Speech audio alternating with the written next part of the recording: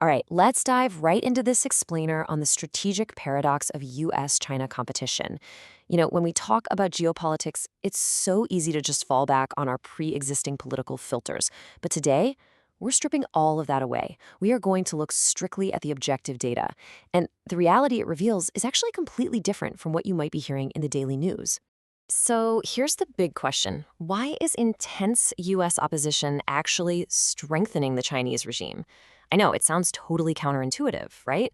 The standard assumption is just a straight line. You figure the more pressure the US applies, the more the Chinese economy suffers, and boom, the regime becomes unstable. We expect it to just wobble and collapse. But here is the core paradox. The data actually shows a story that fundamentally blows up that straight line prediction. Instead of causing a collapse, external pressure is literally drawing out the state's mobilization power and its capacity to adapt. We've got to completely toss out the wishful thinking here and rigorously examine the actual cause and effect of how this pressure really operates. To really understand this, we need to look at a crucial concept from political science research. It's called performance-based legitimacy. Now, that might sound super academic, but just think of it as the ultimate KPI of governing. It essentially means a government gains political support not by winning elections, but by having a proven track record of managing the economy and society well and actually materially enriching people's lives. Delivering that better quality of life acts as a massive anchor for regime stability. It's a truly monumental political resource. And you can see this in the numbers. Since 1978, the concrete progress has been pretty staggering. We're talking 9% average GDP growth, 800 million people lifted out of extreme poverty, this massive, ubiquitous high-speed rail network, mobile payments that basically run everything from a smartphone, plus affordable EVs and cheap solar energy. These aren't just abstract macroeconomic stats, you know. They represent a drastic, undeniable improvement in the daily quality of life for regular people. The state has proven, over decades, its capability to just solve problems and execute plans. But, keeping things completely objective, we also have to look at today's severe mounting crises. High youth unemployment, a massive real estate crisis, rapid aging, exploding local government debt, with growth next year projected at around 4.9%, far from that double-digit era. But the crucial takeaway here is this. Just because the economy is slowing down today, it doesn't mean that powerful track record and trust built over decades just evaporates overnight to zero. The belief that this system eventually solves problems has some serious staying power. Okay, let's pivot over to the tech sector and see how this feeds into the whole geopolitical dynamic. What's truly fascinating here is the actual impact of American tech blockades.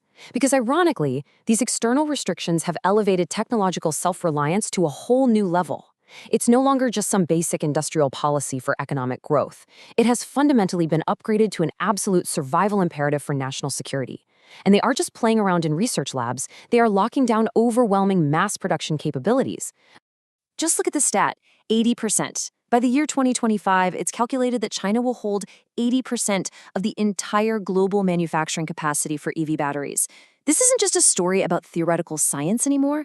Their greatest strength is how deeply this technology is tied directly into manufacturing at an absolutely unprecedented, massive scale. So how exactly does this scale translate into national power? It all works through this brutal, highly resilient loop. First, you develop the tech, then you instantly scale it up in giant mass production factories. That overwhelming scale just crushes costs, which leads to massive domestic and global adoption. Then, that explosive adoption generates immense corporate profits and creates jobs, which ultimately funnels straight into tax revenue to fund the next big wave of R&D. It's an incredibly tough, resilient cycle. Technological evolution directly thickens the economic base, improves livelihoods, and ultimately raises the total power of the entire nation. Now, let's look at what is probably one of the biggest unintended consequences of U.S. policy, 462%. Just take a second to let that number sink in. That is the dramatic percentage increase in top-tier scientists of Chinese descent who have chosen to leave the United States and return to China since 2018. For the longest time, the narrative was always about brain drain, the best and brightest leaving for the West. But right now, we are witnessing a drastic reversal. It has violently shifted into a massive brain gain. So why did this happen? Well, tracing the timeline makes it pretty clear. Right around 2018, strict surveillance programs started kicking off in the US. Following that, we saw prominent scientists and engineers facing really intense legal risks, and in some cases, actual convictions. And regardless of whether those judicial decisions were justified or not, it sent a chilling, incredibly strong warning message to Chinese researchers overseas. It basically said, continuing a career in the US carries legal risks that are just too high to bear. As a direct result, Over 4,500 top researchers have already packed up their lives and returned to China. For these top-tier minds, this is really just a cold, logical calculus. Now, sure, overall data shows that over 80% of researchers are still staying in the US.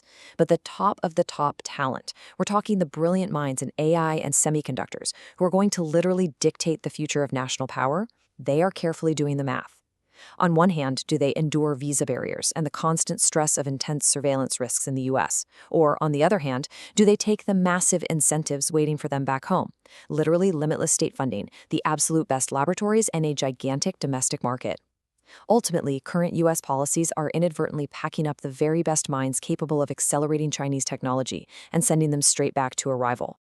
When you start putting all these pieces together, we arrive at the strategic paradox that is the absolute core of this explainer.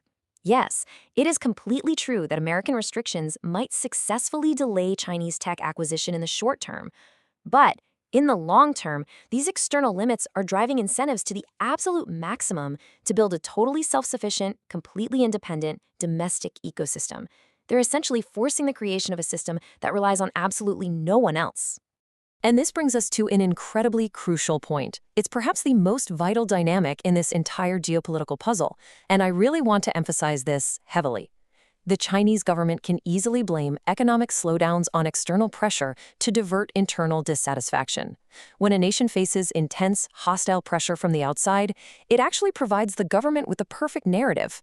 They can effortlessly frame domestic frustrations and economic hardships not as failures of their leadership, but as necessary trials for national survival against a foreign adversary. This external pressure perfectly serves as a unifying adhesive. It flawlessly redirects any internal anger or dissatisfaction outward, effectively shielding the regime and actually strengthening its internal cohesion during tough economic times. So this external pressure acts as the final adhesive in what is essentially a 5-layer structure of resilience. Think about it. You start with an economic base that has historically enriched lives. Then you add an overwhelming industrial and manufacturing base on top of that. Then you apply intense external pressure, which, as we just discussed, acts as an adhesive and triggers a massive brain gain of top talent returning home. And the final result? State mobilization and resilience become stronger than they have ever been before. Damage inflicted from the outside doesn't just remain as damage. It gets absorbed right into the system, ultimately thickening and strengthening the very regime it was meant to weaken. As we head toward the end of this explainer, we really need to fundamentally rethink how we view geopolitics and stability as a whole, because political stability is not just the absence of problems. There is literally no country on Earth with zero problems. True stability is entirely about a system's capacity to absorb shocks without collapsing when those problems inevitably pop up. When you combine a massive market, unrivaled manufacturing power, and a returning wave of top-tier brains, the objective reality is that China currently possesses an immense, incredibly powerful shock-absorbing capacity. So I want to leave you with this final provocative thought to ponder. Does intense external pressure actually collapse a rival, or does it just forge a much more resilient adaptation, far beyond what anyone initially imagined? Based on the objective data and the real-world mechanisms we've explored today, I highly encourage you to think deeply about this for yourselves.